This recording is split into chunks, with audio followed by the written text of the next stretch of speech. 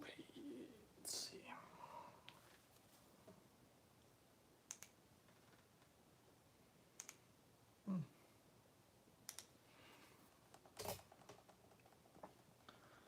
All right.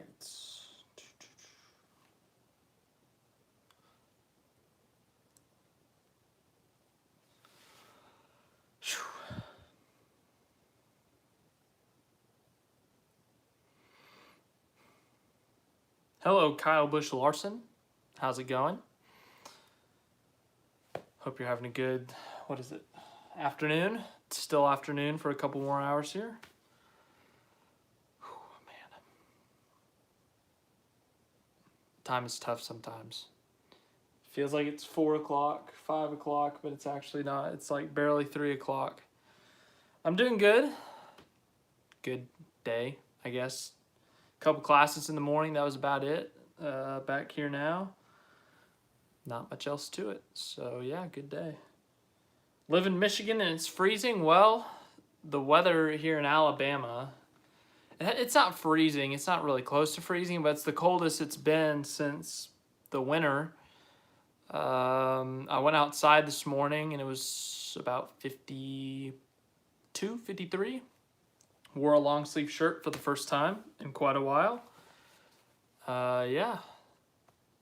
So that was that. It's not cold yet, so I hope it gets colder. I like the cold. A lot of people where I grew up and then here also, they don't like the cold much. I like the cold. It's much better than the hot. You know, with cold you can put more layers on. With heat you can't. But yeah. Let me Twitter this. But yes. How was the Cup race on Sunday? I didn't watch it, but how was it? I did not. I saw the highlights and stuff, but you know, that's the highlights. It's like 10 minutes of the best parts of the race. So basically, what was the race good or not? I heard mixed things. Some people were just saying it was bad just because they don't like the package. Some people were saying it's good just to defend the package. So I couldn't really tell if it was actually a good race or not. So yeah.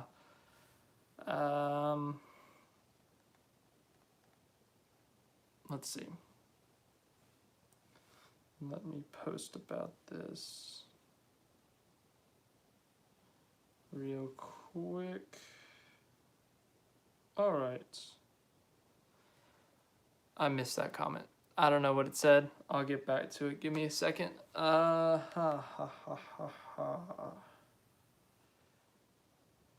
go to the live chat. Cup race was okay. Package sucked. Yeah, it's unfortunate. I wish they could just get rid of this package. I mean, hopefully, you know, 558-inch spoiler or whatever they said for next year. Hopefully it's not like this year, but it's a different car, so maybe it'll be different, but I don't know, man. It'll be disappointing if it's the same thing. Let's see. All right, now I don't have connection. Can you see me? Can the one person that's watching see me / here? All right, Elliott choked at the end.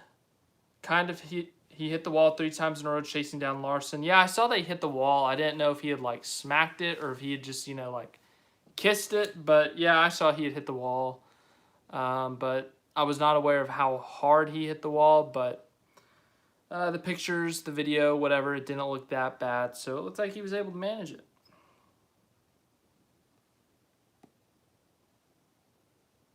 There we go.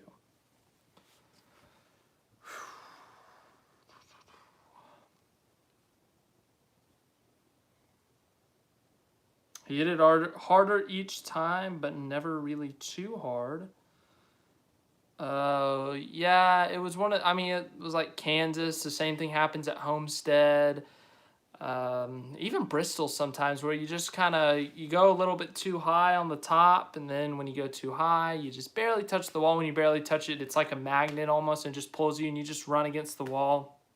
And it's not like when you get a flat tire and you pancake your right side, but you know, it does enough to where you got to watch it. Sometimes it does cause a tire rub, or it rubs like the wall rubs the tire the wrong way.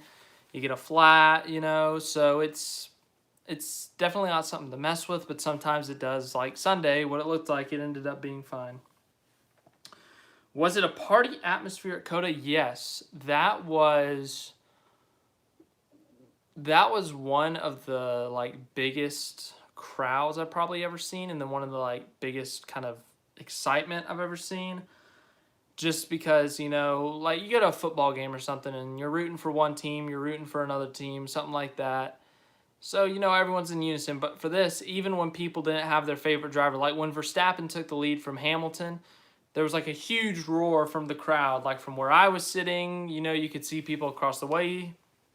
Before the race, the Dutch fans had their orange smoke things. And, you look across the track and you see orange smoke just in the air. And then after the race too. But, yeah, I really don't think that the stuff I got on camera, I mean, I can't do anything about it. I can record it as much as I can. But I don't think the camera caught the crowd noise enough. I really don't think that was, I mean, once again, I can't control that. But, it's hard to explain kind of how loud it was. It wasn't roaring, and it's not like the ground was shaking, but it was really cool to see. It was really cool to hear all the crowd cheering, when Verstappen took the lead, when Perez would come by. Lots of fans from Mexico were in town, or, of Mexican descent were in town. So, that was cool to see them cheer him on. Or whenever someone else came by, Mercedes fans when Bottas or Hamilton came by. McLaren fans when Ricciardo or Norris went by. Ferrari fans when Charles or what's his name? Carlos Sainz went by. So, it was really cool to see that for sure. And then after the race, something I don't think I pointed out in my video, but if you look at the giant Red Bull stand in turn 1, right when Max crossed the finish line, you just see a bunch of people spraying Red Bull or something everywhere. You just see water or liquid go all up in the air, and they're all celebrating over there. I don't know who was in that box. I'm assuming Red Bull official people, sponsors and stuff. So, that was cool. But, yeah, it was just really cool fan reaction and stuff. But it was really crowded. Really, really crowded. Also, I wanted to point this out in my video, but I didn't get a chance to. But when they hit the curbs, you can, hear the curbs. Because the engines aren't anywhere as loud as a NASCAR or race car. But it was really cool to hear them hit the curbs, because you could actually hear the curbs. And then also the curbs, when you step on them, for some reason I thought everything was lifted on the ground, but it's almost like an alternate. So you got one like this, and you got one sitting on top. One like this, one sitting on top. And that's how the curbs work. So I thought that was interesting. All right. Imagine if Larson was with Hendrick his whole career. He'd probably have a championship or 2, 30 wins. Probably maybe more. Well, we say that, and, it's easy to say that, right now. But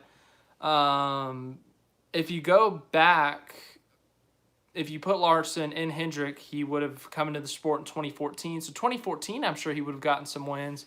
Maybe even 2015 and 16. But remember, 17 through 19, Hendrick Motorsports was not top. It was still Hendrick Motorsports. They were still winning races, but they were nowhere where they were, back in their dominant era. 2017, they had 4 wins. 2018, they had 3 wins. And then 2019, they only had 4 wins. So it's easy to say that now when they're dominating, when they're good at everywhere with their driver lineup and stuff. But, there was that 3 or 4 year span where Hendrick wasn't as dominant as they really were. So it's tough to say that Larson would have so many wins right now. I'm sure he would have still won races if he was with Hendrick his whole career. Won more races than he did at Ganassi, but I don't think you can say he would have won championships or that he would have won, 30-something races. So I get your point, but I do not 100% agree with it. Larson this year has been off. Larson full sweat is 30 wins and 7K laps led. He really could have 15 wins this year, I think. He should have won the Daytona road course, but he wrecked himself while trying to take the lead. He should have won COTA, but rain ruined that for him. He should have won Indy road course if it wasn't for those curbs turning into ramps. He should have won the first Kansas, but a late caution because a tire was on pit road. Dover was that was their own fault. I'm missing some. So that's at least 4 he could have won. So he really could have 13 wins right now. It's insane. Evan. Sorry, sometimes like I see old messages or something, I start reading them, but then I realize that, you know, I've already read them, and so I just kind of make noise. I watched the whole video, and I was like, now that's what I call diversity. I'm sure there was fans from all over the world. It looked awesome. Yeah, there were so many times people were speaking different languages. I had no idea what they were saying. It sounded like, you know, I'm not a language expert, so I could have been wrong, but, you know, I heard something that sounded like German, something that sounded like Spanish.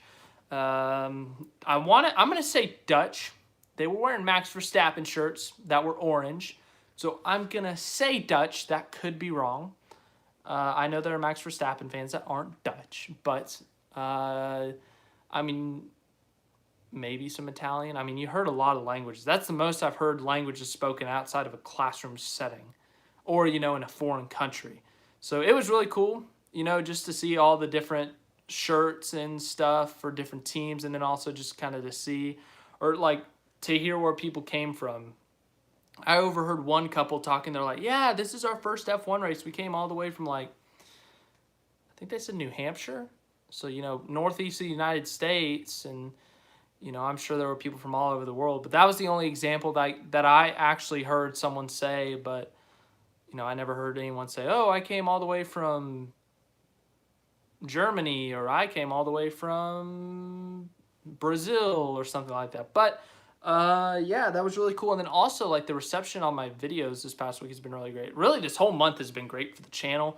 I'm really glad you guys have loved the at-track stuff. You know, obviously Talladega was a great experience with Bubba's win and stuff, and then also being on pit road with behind Larson's crew and stuff and all that. So thank you for supporting that. But then also this past week, I really didn't know the reception it would have. I was hoping it would be good, and it's been beyond my expectations.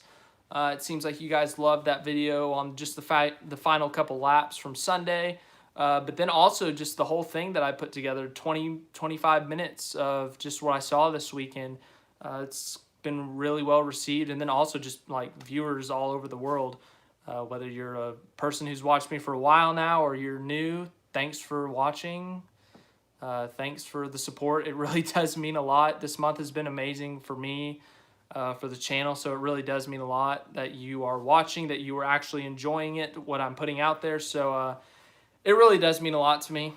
You know, it's been awesome, the reception this month, Talladega, Coda.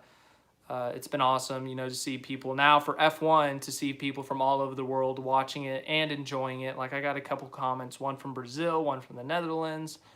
So yeah, it's been really cool. So thank you. And then obviously, longtime NASCAR supporters. Yeah, you guys are awesome too. So thank you, everyone, for the support. But back to the comments, reading stuff. Hello, Evan Thomas. Hope you're having a good afternoon, a good day. Still better than Ganassi, back to the Larson thing. Yeah, I think he'd still do better than he did at Ganassi. He had 6 wins at Ganassi, I think, prior to... Yeah, he had 6 wins at Ganassi total. Maybe 7. Maybe 5. I want to say 6. We're going to stick with 6. He definitely would have gotten more than that. You know, you look at... It depends on what car, obviously, or who the crew chief was, all that stuff. But I think he would have gotten more wins. But, yeah, I think he would have gotten some more wins. Pocono? Oh, yeah, that's another one that Larson lost that he should have won. He blew a tire in the last corner. I remember that. Yeah, that was kind of funny. You know, I'm a Hendrick Motorsports fan, and Hendrick still won, so it ended up being kind of funny. Do you think Larson is going to have a chance to win the championship? He's got a 25% chance. He's in the championship 4, so he could win it, dominate it, or he could blow a tire lap 1 and finish 4th in the standings after having 9 wins this year and just kicking everyone's butt. That's the system NASCAR set up. If him or Hamlin don't win this year, I'm doing a 30-minute rant or something. I already can't, like, the year that it happened, the first year the format happened, I hated it because it screwed Gordon out of the championship in 14. Ever since then, I haven't been a fan of it. Sure, it gave Gordon a chance at a championship his last year, which was really cool and fun to see, and, you know, it kind of made up for all the other times he had gotten screwed out of championships, but I don't know. And then, obviously, you know, you look at last year with Harvick, you know, I was super happy that Elliott won. I'm an Elliott fan. I got championship gear. I got a hat. I got a t-shirt. I got the die cast, you know. It was really cool, and I'm really happy for him. But, you know, the truth is, you know, he wasn't the most deserving champion. When it mattered, the way he took advantage of the system, and he played it right, and he showed up when it mattered and won races when it mattered. But the fact of the matter was Kevin Harvick was the best team all year and more than likely deserved that championship last year. And it's the same thing with Larson this year. You can make an argument for Hamlin, too. I think if it was the Winston points, that Larson would only have a couple points on Hamlin, maybe. But, yeah, it's frustrating. The system is frustrating. All right. My thing is buffering. Can you hear me, people? I don't know. Sometimes the Wi-Fi in here is iffy, so maybe it's just my device, but hopefully everyone here can hear me. If not, that's unfortunate. I'm sorry, but can you hear me? I guess that's basically what I'm asking. All right, let's see.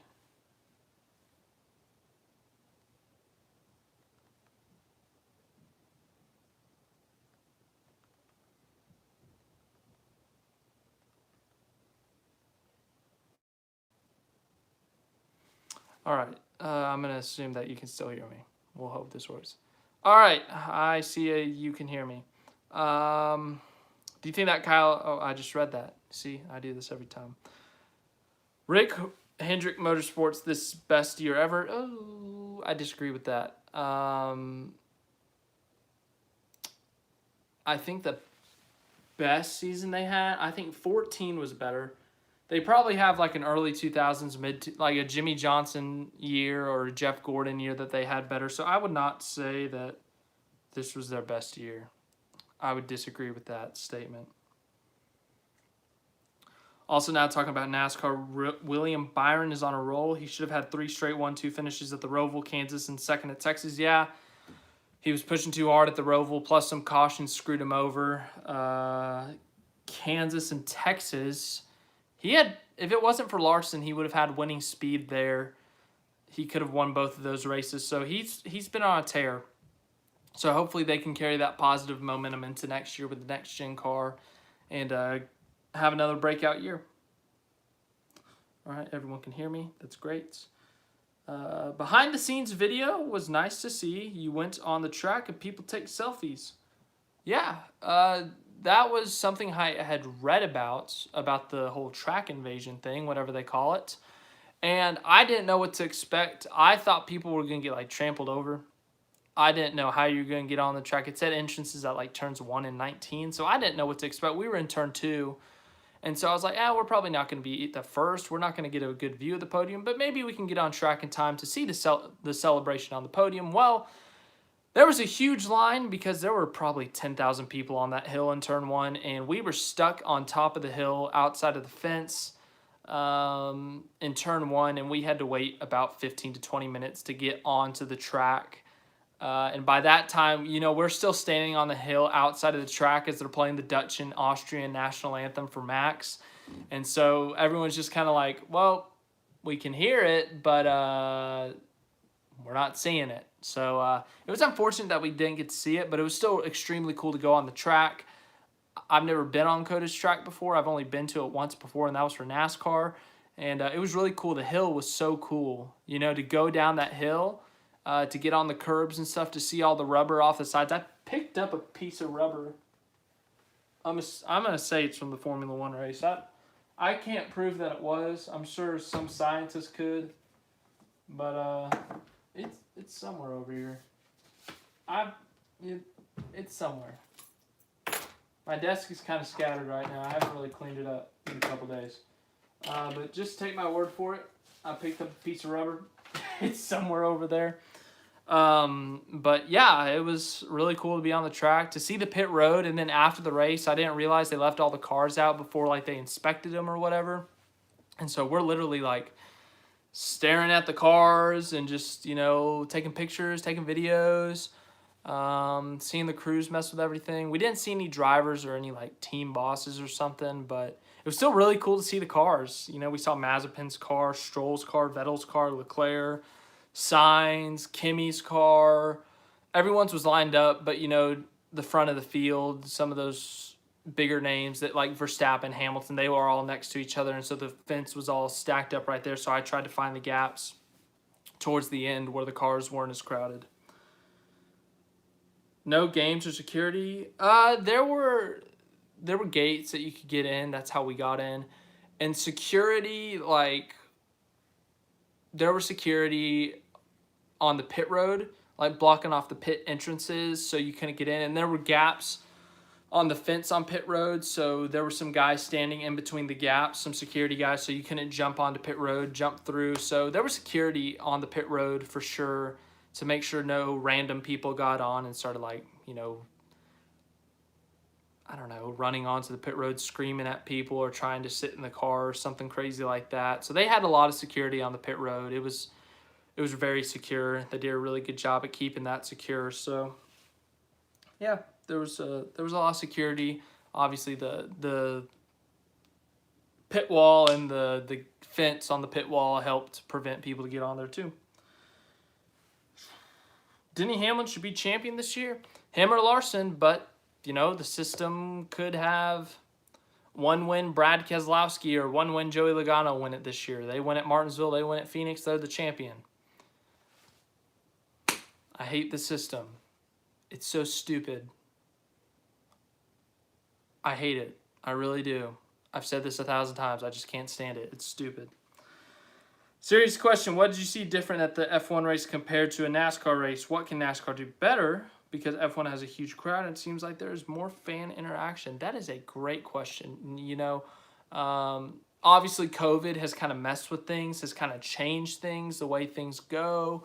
But NASCAR, I feel like, does a better job with the driver appearances. I'm sure COVID plays a factor into this, but, you know, like Chase Elliott, Alex Bowman, Ross Chastain, they may go to the Chevy booth for 30 minutes and answer fan questions, and I think that's really cool.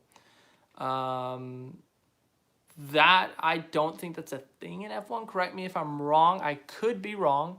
But, you know, obviously they didn't do that this weekend, I'm sure because of COVID, or maybe it's just not a thing at all. But I think that's something NASCAR does that's really cool, is that the drivers get to actually interact with the fans a little bit more. But I will say what F1 has done better is that they truly make it an event that is more than the race itself. When you go to a NASCAR race, it's fun, it's great, I love it. But it's more the race, and everything is about the race, which, you know, yeah, that's a good thing to market because that's what they're going to. But F1 is selling more than the race. They are selling an event and a weekend, and the things they had at the track were crazy. I couldn't see them all, but they had concerts at night at the track over the weekend. They had some food eating contest, I think, over the weekend. They had all different types of food. I had shawarma at a racetrack in the United States. Like, have you ever had shawarma at a NASCAR race? I've never even seen shawarma at a NASCAR race. But they had like I don't know if it's Taste of the World, but they had all types of different foods all over the world. They had, you know, obviously Mexican food, American food. They got get a hot dog, get a taco, get a shawarma, I'm trying to think of what other foods they had. They probably had something. They probably had something Italian. I'm trying to think. They had so much food there. There were so many options. It was at times it was overwhelming, but they just have so much more. And then they had more like stuff. They had roller coasters. They obviously had that giant spinny thing. They had that at NASCAR too, but they didn't have the roller coaster. And then also they had some like pit challenge where you could go and pit an F1 car. They had display cars, so they had like the 2022 display car. They had one of this year's Mercedes Lewis Hamilton car. They had, I mean, but the thing is with F1 is that it was so crowded this weekend. Those vendors who carry around the buckets and say, get a cold water here or whatever, it was about 30 to 40 people at least for those. The lines were insane for everything. So, yeah, I guess the more people that you attract, the longer the lines are going to be. And I guess that's a good problem to have when you have that many people there. So, that's the only, I guess, disadvantage. But the F1 experience, they did a really good job. My only complaint, this is my one complaint about the weekend, is that they did not have TVs, like big screens and speakers in every section. We started out sitting in turn 16 in the general admission area, and we couldn't see the track that well other than turns 1 and 2. That's where we started the race off. And we couldn't really see the track down low because everyone's standing up. You can't really see them. You have to stand on your tippy toes the whole time. So, that's whatever. That's going to happen when you have a full capacity race and everyone's sitting in every inch of the place. But they didn't have a TV up. They didn't have a leaderboard there. They didn't have anything. So for the first 20 laps, I was clueless to what was happening in the race. I had no idea. I knew who was leading. You could see that the first car that goes by, it's a Mercedes. It's Hamilton. But I couldn't tell who spun out on the first lap. I didn't know why Mazepin pitted early. I didn't know why Alonso pitted early or Ocon. I didn't even know which Alpine pitted early. So I wish that they had a big screen that could kind of show you what was happening during the race on every area where there's people sitting. So, that turn 15, 16, or that 16 area, we didn't know what was going on. Everyone just heard a bunch of people cheer, and we'd start cheering too because we thought something exciting was happening. But, yeah, that was my only complaint. And then we went to turn 2, and turn 2 had a TV. It had the leaderboard, and we could see the cars, actually. So, yeah, that was really cool to see. That worked out much better. But, yeah, that was my only complaint, that turn 16 didn't have a TV. They didn't have loudspeakers telling you what was happening. Or a leaderboard. Let's see. I was in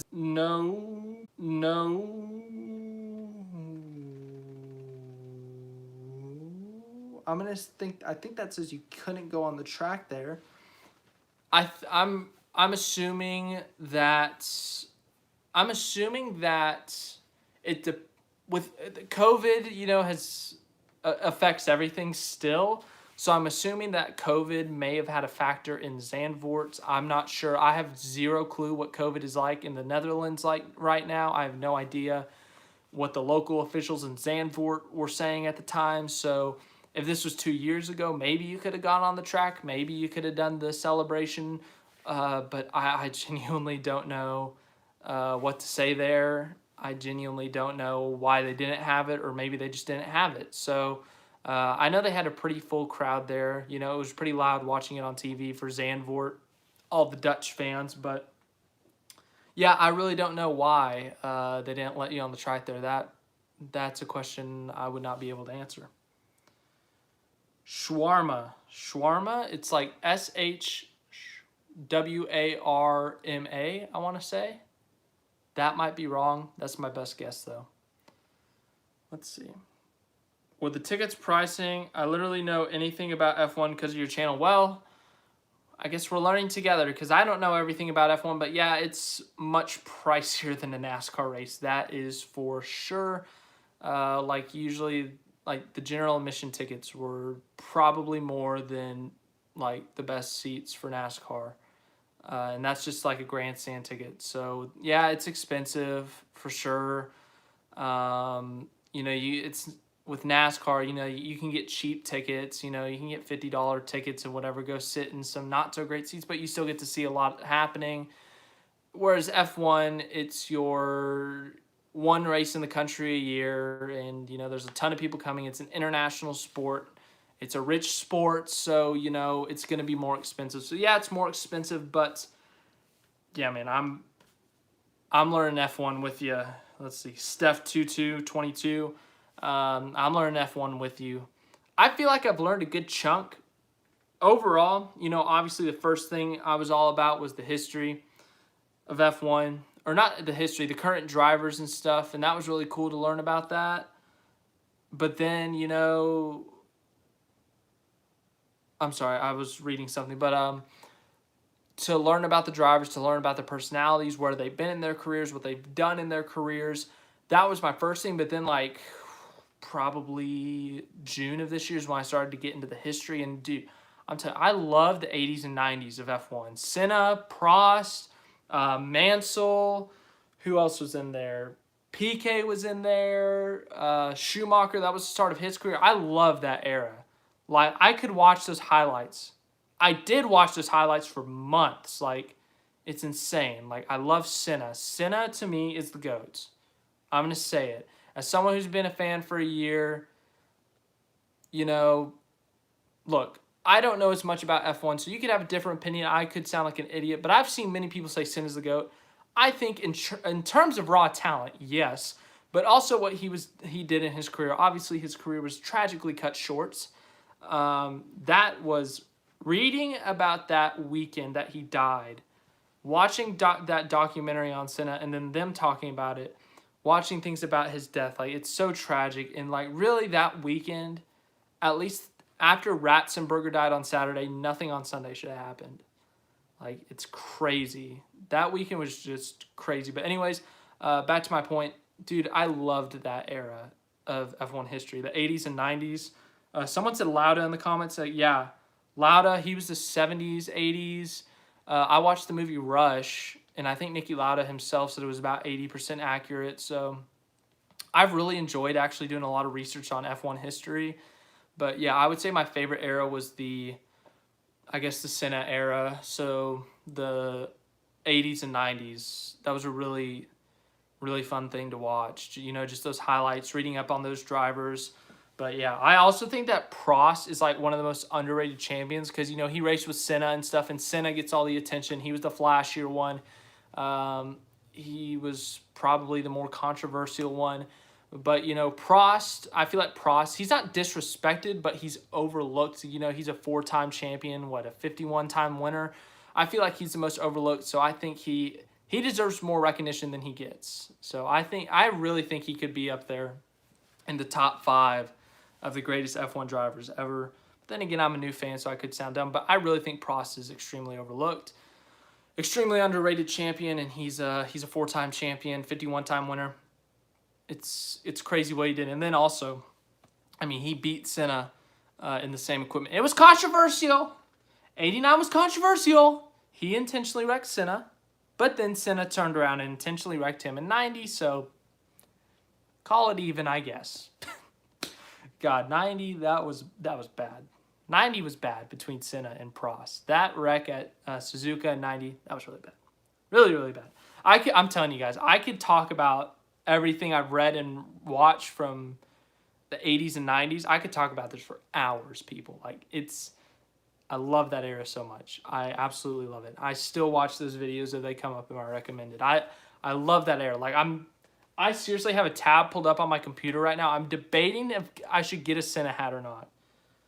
I'm debating it. I think I may do it. I may do it. You'll see soon. Anyways, I love Senna. I love the 80s. I love 90s. F1 history is so cool. I don't know how we got off on that tangent, but I love it. I rate English, and it makes... I'm assuming you're talking about autocorrect. Yeah. PTRVDW.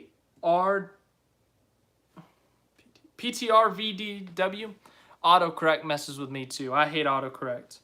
It makes me say words I don't want to say. It makes up words. Autocorrect, it can help you, but it can also hurt you. So, yeah.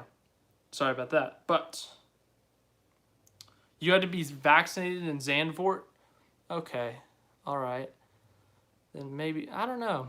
I don't know why they wouldn't let you on the track. That's interesting, though. They didn't require vaccination. I don't think they required vaccinations.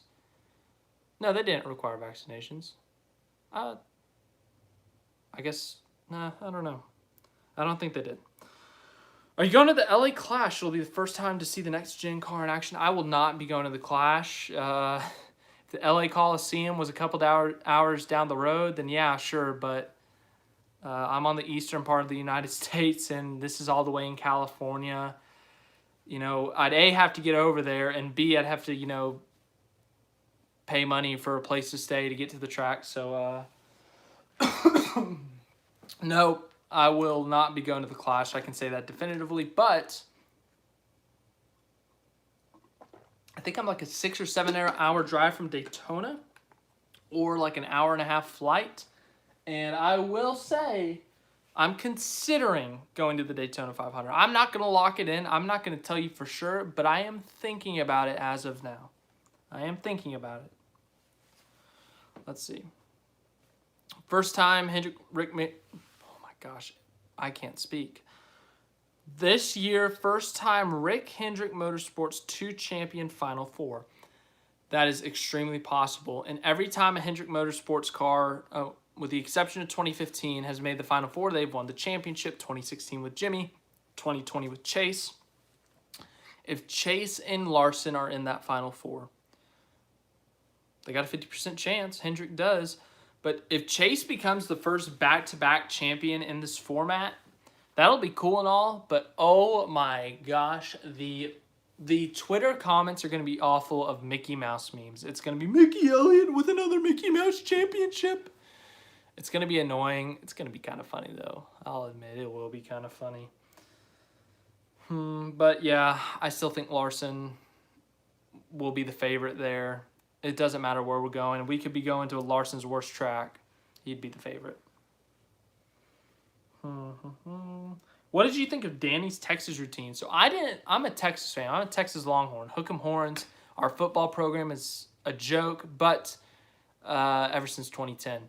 But yeah, I know a couple years ago he wore a UT football jersey to the race back when he was with Renault. And yeah, I had no idea he was wearing it, but you know, I saw a picture on Twitter as I was at the race. That was like my last few minutes that I had internet connection. But yeah, then he comes by on the bus and I'm recording him and I see him wearing the burnt orange Texas jersey and he's literally like doing hook 'em to the whole crowd. And I guess one person up front was doing a hook 'em back and he pointed at them and he was like, yeah, let's go, hook 'em horns. So, you know, some people might get offended by the stereotypical Texan thing and the cowboy thing. Look, I've lived in Texas almost my whole life. I don't get offended by anything really. You could insult me all you want. I really don't get offended by that stuff, but I think it's hilarious when everyone shows up and wears a cowboy hat in Texas and does the handlebar mustache and, you know, the sheriff is in town or something like that, a cowboy riding a horse. You know, what's it called when you get the rope and you catch the cow or you, whatever that's called. Like, I'm from Texas, I don't even know what it's called. So I think that stuff's hilarious. I personally love it. I love that they are embracing kind of the United States, the Texan kind of thing, even though not every Texan is like that. I think it's so cool that they kind of embrace the environment around them, the excitement for the race. So I thought that was really cool to see. Ricardo embrace that, you know, with the mustache, the NASCAR stuff. He was wearing NASCAR gear all weekend. The accent, as someone said in the comments, I thought his accent was hilarious. I loved it. So I thought Ricardo, that was awesome. But then also, you know, like I think George Russell wore a cowboy hat, Lance Stroll, Latifi. So I thought that was really cool to see as well, really funny. Did you hear his Texas imitation? I thought it was hilarious. He tried. I don't know if it was good or not, but it was funny. So made me laugh. My name, Peter Van der Woning. Sorry if I pronounced that wrong. But yes, how are you doing? Hope you are enjoying the live stream. If you've been on the channel, watching the channel for a while, I hope you've enjoyed the content on the channel. But yes, welcome, I guess, if you're new. And if you've been here a while, thank you. You're awesome. High five. Internet high five. But yeah, it was pretty funny. I think George Russell was the one with the sheriff helmet. He had kind of the badge and stuff. Lando Norris had an American flag themed helmets. Who else? I'm missing some. There was a lot of American stuff this weekend. It was kind of cool to see. It's kind of funny to see too. I will say some of it made me laugh. I wish we got to see Ricardo drive Dale Earnhardt's car. The original schedule said that there was going to be a Saturday and a Sunday showing. So Saturday afternoon and then Sunday early in the morning at like 8:50 or something. But then the weather ended up being bad Sunday morning. It was raining a bit. It was cloudy. It was ugly. So I don't know if they just canceled it because of that or if they only did Saturday and were only planning on Saturday. But the schedule said Sunday. So I really wish we got to see it on Sunday. But unfortunately, we did not get to see it on Sunday. It did not happen on Sunday. So I really wish we could have captured that. That would have been a really cool thing to experience. But yeah, that was unfortunate to miss. I wish we got to see that.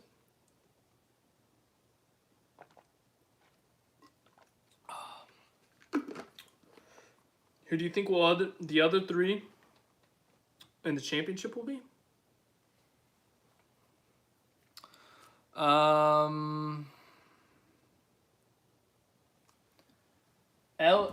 The only way I see Elliott getting eliminated is if Harvick takes him out. If he doesn't have problems with Harvick, he'll get in. He's got enough points. Hamlin will get in. He's got enough points. That last spot, though, is extremely tough. All 5 of those guys I could see making it. Even Logano. Logano's a must-win, and he's really good at Martinsville. The last few trips there, he's led a ton of laps. He's won stages, so don't sleep on Logano. He could very well win his way in. But Blaney has been extremely good at Martinsville. He's had top 5 runs. He's led laps. He's been really good at getting stage points there. But, man, it's hard to pick against Kyle Busch. But Martin Truex Jr., I'm telling you, Martin Truex Jr., he's been so good at Martinsville for the last few years. He won in 2019. He should have won both the 2020 races, but he had a loose wheel late in this race last year. He won the spring this year. So I picked Martin Truex Jr. to win the championship in the preseason. I picked him to win the championship in my playoff predictions. So I still think it's possible. I think that Truex, Martinsville right now is his best track. So I think Truex should honestly be the favorite in this race in total. So right now, my final 4 with the current way it's standing is obviously Larson. Larson's in. Elliott, Hamlin, and Truex. The only way I see Elliott getting eliminated is obviously through Harvick taking him out or something. Hamlin, it would take an absolute collapse for that to happen, for him to be eliminated, so he's in. And I really think that Truex is the best driver at Martinsville right now, so I don't see him missing. So I think that's the final 4.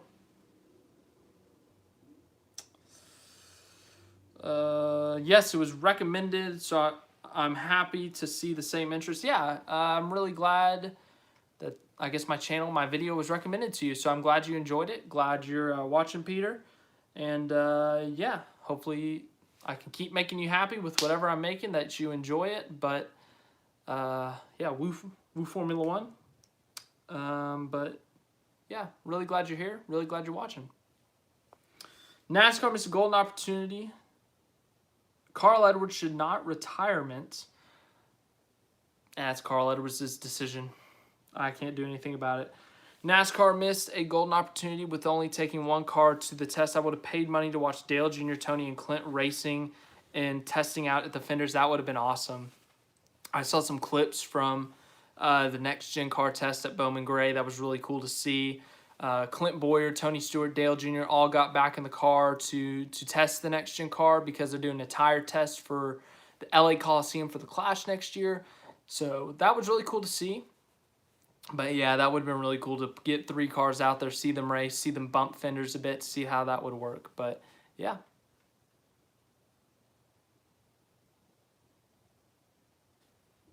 Let's see. Imagine Brad Keselowski or Joey Logano winning Martinsville. It's possible. Penske's been good at Martinsville. Keselowski won there a couple years ago. Logano won in 2018. Blaney's led a lot of laps. So any of the Penske guys I could see winning.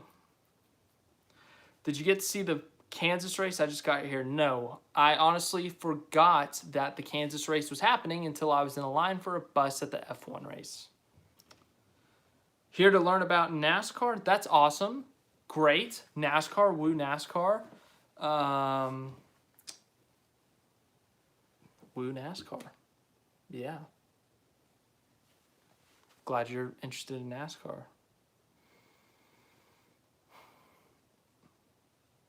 Oh boy. I believe the winner of Martinsville will come from the bottom 4 drivers and will change the playoff picture. Very possible, but you know, everyone but Logano is pretty close on points. That's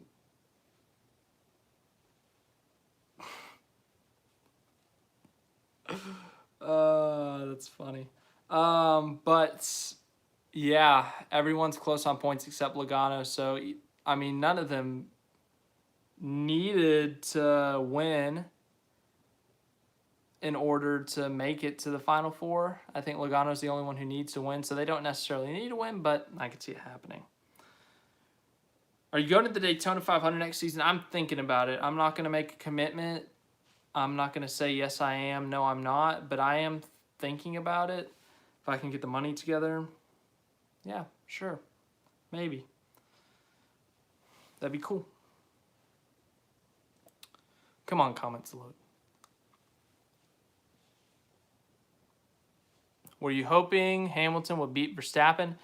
I like the majority of the drivers on the grid, but I would like to see Verstappen win one. I like Verstappen. He seems like a pretty funny guy. Obviously, extremely talented race car driver. I mean, that guy can freaking drive.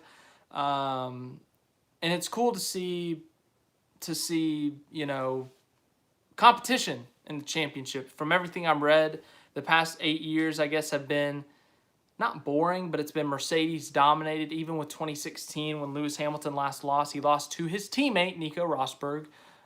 So it's kind of cool to see different teams competing for the championship, or drivers from different teams competing for the championship, Red Bull and Mercedes. So I don't really have a specific side, I guess, but it would be cool to see Lewis win 8, beat Michael Schumacher's record. But it would also be cool to see,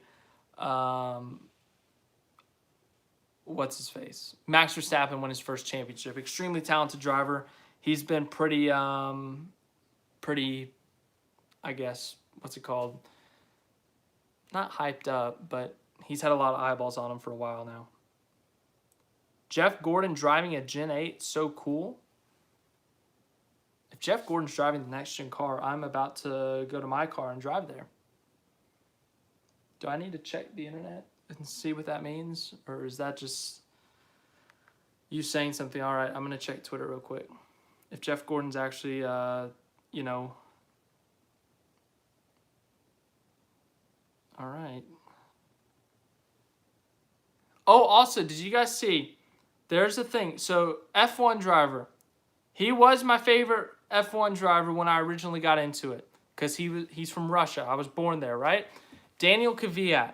He's gonna be at the NASCAR race at Martinsville this week. They did something. They asked F1 drivers last year.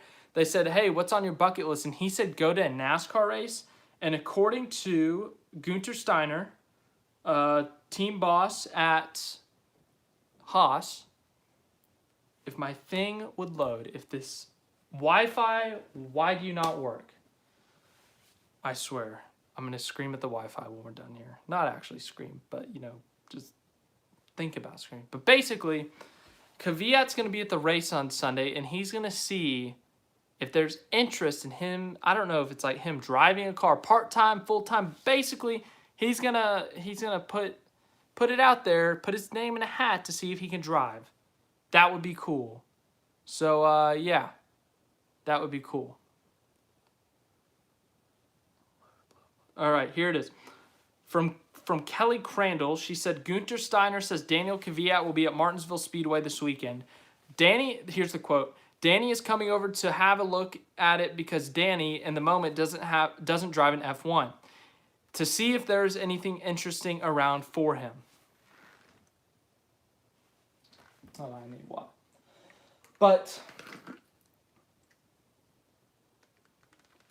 how awesome would that be to see an F1 driver go to NASCAR? Daniel Kvyat to NASCAR.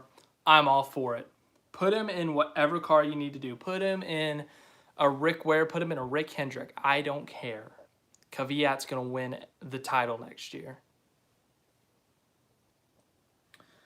We got to see more IndyCar because of VK NASCAR's new territory here. Yeah, so IndyCar is also kind of, in terms of its drivers. VK, as you said, I think he's Dutch. But also, you got Romain Grosjean in there now. He's an XF1 driver. Marcus Ericsson, he's an XF1 driver. He's in there. Fernando Alonso went over there for the Indy 500, but there's a lot of new drivers in IndyCar, I believe. Jimmy Johnson's in there. So from all different types of racing from different countries. So it's really cool to see that in IndyCar as well. What are your thoughts on NASCAR 21? I haven't played the only NASCAR console game I own is NASCAR 2011 the game on the Wii. And it's the best thing ever. And I don't plan on doing any other ones because NASCAR 2011 the game on the Wii is the best game in the history of life.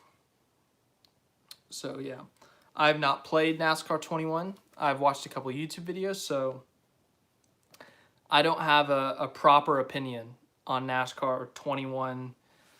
What are they calling it? Ignition, I think. So I don't have a proper opinion, but I know that people are screaming on the internet as they do with everything else. I can't do anything about it, but hopefully it's a good game. Hopefully people enjoy it. That's all I can say. As long as it puts a positive outlook and, potentially gains fans for NASCAR, I'm all for it. So hopefully they developed a good game. I've read that there have been some problems. Hopefully they can fix up those problems and they can make it a really good game.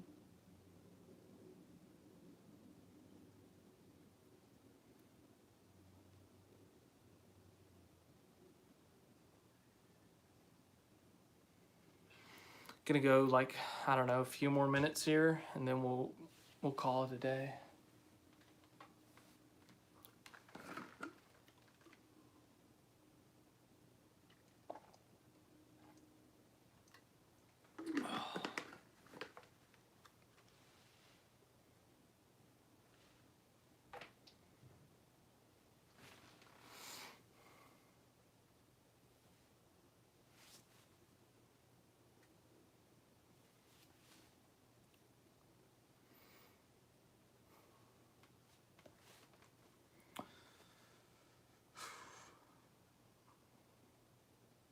You might have said, who's your pick to win Martinsville? Truex. He has shown known signs of slowing down there. He won in 2019 in the fall. He won the 2020 spring. He should have won the 2020 fall if it wasn't for the loose wheel. He won in the spring this year. Truex is the favorite. I think Truex wins at Martinsville to lock himself into the Final Four. Truex is my pick to win. It's Martinsville. Martin Truex Jr. Martinsville. He's just really dominated there the last few times. Gen 8 next year. Well, I think next year is the Gen 7, actually. Because we are currently in the Gen 6. So next year it's called the next gen, but it would be the Gen 7.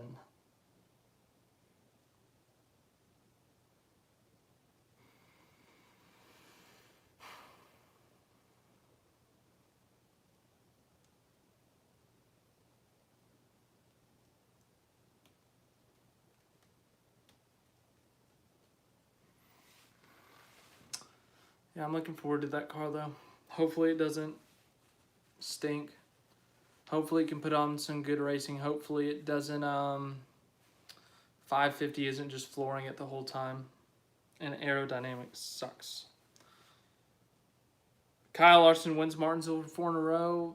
Larson can win anywhere, but I will say Martinsville has been a weak link for him in his career, but I think he got a top 5 in the spring, so extremely possible. And he's also Kyle Larson, so yeah. Yeah, Kyle Larson winning at Martinsville is very possible. Chase Elliott saying NASCAR should take broadcasting more serious. He's not wrong. I like that the broadcast booth has fun. As a longtime NASCAR fan, I enjoy it when they have fun. But to a new fan, I definitely could see how people think it's silly when they do the little skits, the little segments, the joking around. So I think taking a more serious approach to the broadcast for the race could definitely help out. F1, those broadcasts are serious.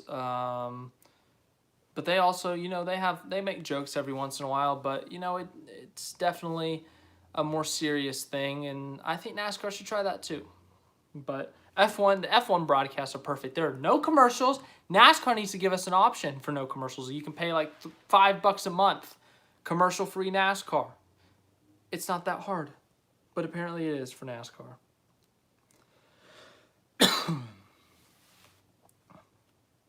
Do we know if the 550 package next year will be full throttle, or do we not know? I don't know. It's 550, 8-inch spoiler. It'll probably be flooring it all the way around. It'll probably be aerodynamically challenging to pass someone, if I had to guess. I don't know a lot about the car, but just the way NASCAR's been going the past few years, they're obsessed with this thing. They're obsessed with this package. They think it's the greatest thing ever. It sucks, NASCAR. I know you're not watching this, but it sucks. It's awful. Get rid of it. Throw it in the dumpster. Throw it into the center of the earth. Launch it on a spaceship to Pluto. I don't care. Get rid of it, please. Please. NASCAR. Please, get rid of it. Is it even real racing? I don't know. Yes, of course it is, but the point is, it's a joke. It makes me mad too. We've covered the things that make me mad in this video. The 550 package and the championship format. Which, unfortunately, are both things that are happening. What a shame. Joey Logano wouldn't do anything? I don't know what that means.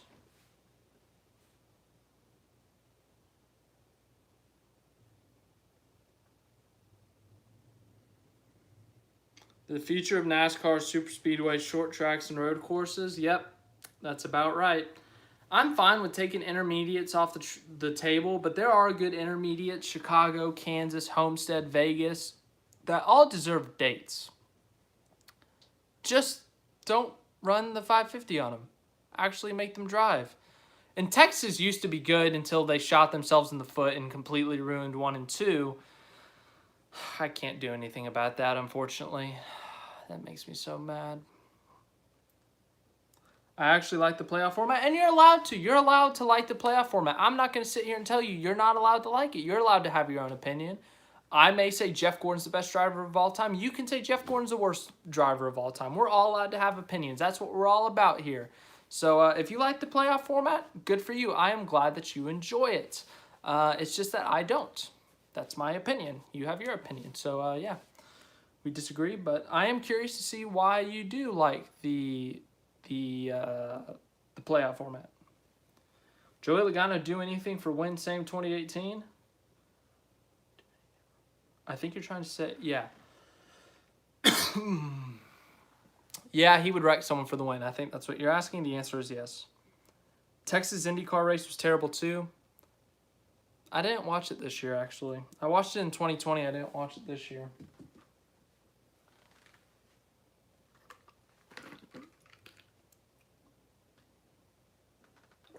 NASCAR saying they will start stripping races away from certain tracks. I saw that. It's deserved.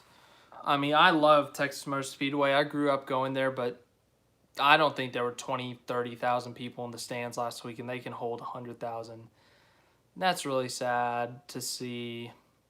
It really is. So they've got problems there. The track's not good. The package isn't good. They got to fix something. So, yeah, Texas, it's going to lose a date first, and then if they don't get it together, they will lose a NASCAR. So, yeah. Also, New Hampshire. I'm scared for New Hampshire. New Hampshire's actually put on good races, but they just can't seem to get the attendance up there. I think it's just because it's so far away from everything. It's New Hampshire. I think it's like an hour and a half from Boston, maybe 2 hours, but still, it's like, dude.